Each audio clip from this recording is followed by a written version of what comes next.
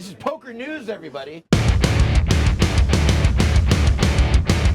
Scott, you're a legendary thrash metal musician. A lot of people probably don't know that you're also a big poker player. Used to be a sponsored pro years back, and it all started here in Las Vegas with a VH1 poker tournament. Can you take us back to that event? The only thing I would change in that sentence was sponsored pro. I would just say I was sponsored.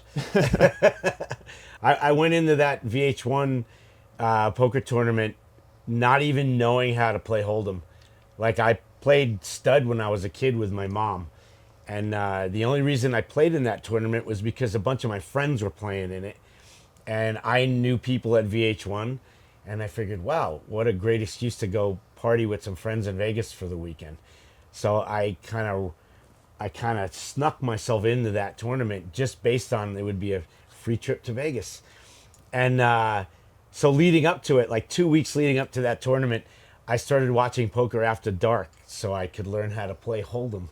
And I saw like Phil Hellmuth and all these pros playing on that show, and I learned the basics. And then showed up, and they had like Antonio Esfandiari and Phil Locke were like on that as like our coaches. I just figured I'm just gonna bust out of this in 5 minutes, and then go hang with my wife and go drink and hang out and have fun. And wouldn't you know it, the universe had other things in mind for me. And somehow, like all those hours later, I ended up winning the tournament completely out of sheer fucking luck. Because when I got heads up with Sully, which was incredible, I made it that far, he had me like 4 or 5 to 1 in chips. I won that tournament, and the money all went to charity. And that's it. It was just this, and then went out that night and hanging out with Vinnie Paul and Dusty from ZZ Top, and we had a great time, and couldn't believe I won. And I had this funny little trophy that I took home, and then it was months later, I out of the blue I get a call, and it's this woman calling from Ultimate Bet asking me about setting up my trip to Aruba. I'm like, who is this? What are you talking about? And she said, that's what you won. That was your prize. You win a seat in our Aruba tournament. So we flew to Aruba for this tournament, got to hang out all weekend, a week with Phil Hellmuth and all these other pros, and busted out of that tournament 4 hours in. I ended up shoving with kings and against aces.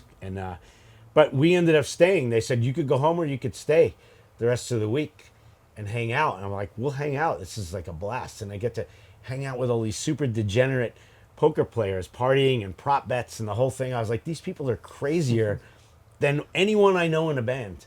Like, it was just such a world I was familiar with, yet it was completely different. And then it was after that Aruba trip, a guy named Will Griffiths, who worked for Ultimate Bet and Absolute, called me and said they wanted to sign me up as a pro. I said, I'm terrible. I'm not a poker player. Like, he said, we're not signing you for your poker skills. It's your face and your name, and obviously people will want to come play with you and deposit money on the site. That's why we want to sign you. And I was like, yeah, but I don't want to do that. If I'm going to do it, I want to know what I'm doing. I said, you guys got to get me poker lessons. And they said, we could totally do that. And I was in Los Angeles, and they had Annie Duke, who played for them, and she was in Los Angeles. So they set up lessons for me with Annie. And over the next months, I started like a few times a week. I would go to Annie's house, and she would teach me how to play and all the math and all that. And she is a great teacher. And and I just my poker game just grew and grew and grew very quickly, from the point where I literally I didn't even know I didn't know what seat meant what. I knew nothing about anything. And 3 months later, I'm playing like 6-seat turbo sitting $100 and $200 sit and goes, and they were like an ATM machine for me. Like, that's how quick I got really good, because Annie really kind of knew how to teach me and knew how to make me understand the game, like how my brain works. And I'm very math brain, so it worked very well for me. And I had so much fun, man. Yeah, I when I'd be home, a friend of mine who played on the site got me got me a big monitor, and at some point I was playing upwards of 16, 20 tables at a time, Wow. multi-tabling, and I would go on tour. There were times where I'd be in like a Sunday tournament, and I'd be going deep in the tournament, and then it's time for the band to go on stage, and I'm like, what am I gonna do? So I would literally bring my laptop on stage, so I'd be up there playing, and my laptop would be right over there on the side where my guitar tech is set up, and so I'd be out there playing, and songs are an average 4 minutes to 6 minutes, and then I would run back. What happened? Because my tech knew enough about Hold'em, and then I would just give him instructions, like pretty much like just fold anything except for like nines or better at this point, and then I'll be, and then I could come and there were actually a few times where he would get in the hands and actually, win a pot for me, and so I would, if I'd cash, I'd cash him out at the end of the game too. But I became one of those degenerates that I was so fond of. And it was amazing. It was just such an amazing anomaly in my life, because I, in no way, shape, or form, have ever been a gambler, and I don't consider poker to be gambling. But I'd come to Vegas so much over the years, whether for fun or on tour, and whereas a lot of my bandmates would run straight for blackjack tables and whatnot, or craps, I would just go out to eat. The idea of losing my hard-earned money was like anathema to me. Like, fuck, no way. I'm not giving the casino a cent. Until I really learned how to play cards, and then I knew I could sit down at a table in a casino and have as good a shot as anyone sitting there to walk away a winner. So in April 2011, this was a very dark time for poker. It's actually recently the 15-year anniversary, but it's what poker players know as Black Friday. Yeah. Can you talk about where you were on Black Friday and how it impacted you? Sure. I was home. It's April 15th, 2011, right? It's my wife's birthday, too. Wow. And so not only is it that day, it's also tax day and my wife Pearl's birthday. And we were home in Los Angeles. My wife was very pregnant with our son, who was going to be born literally like 2 months after that.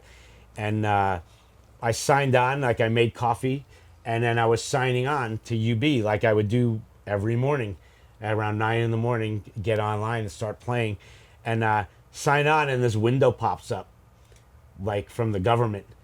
And I start reading this thing. This site has been seized, and I'm reading it, and I remember I had like a cold sweat, because I thought I did something wrong. Like, the government's coming after me. Like, what the fuck is this? And then I slowed down and I read it again, and I immediately called, my friends at Ultimate Bet.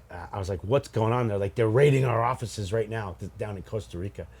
And I was like, what's happening? They're like, they're seizing everybody. It's not just us. It's, it's Tilt, it's Stars, it's everyone. They're shutting it down. And we knew, you would hear, because poker had been operating in this gray area since that UIGEA thing passed. What was that, around 06, 07? Yeah, somewhere 06, around I there. think.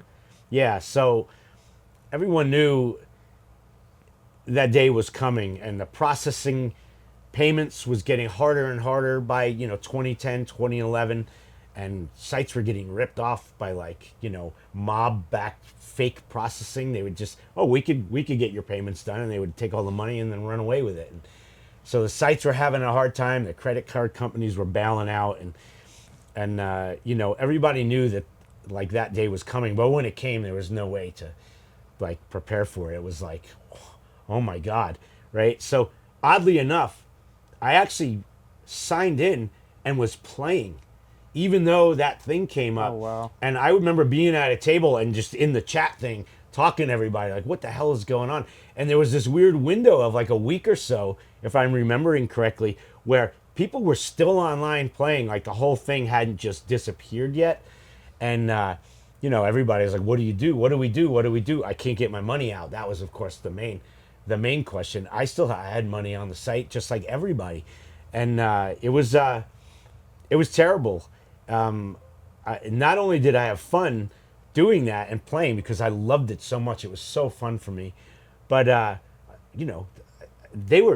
was a sponsored guy on their site. They were paying me money. Mm-hmm. And I just renewed my deal with them, like this new 3-year deal, which was quite lucrative for a guy like me. And I literally just saw that whole thing disappear.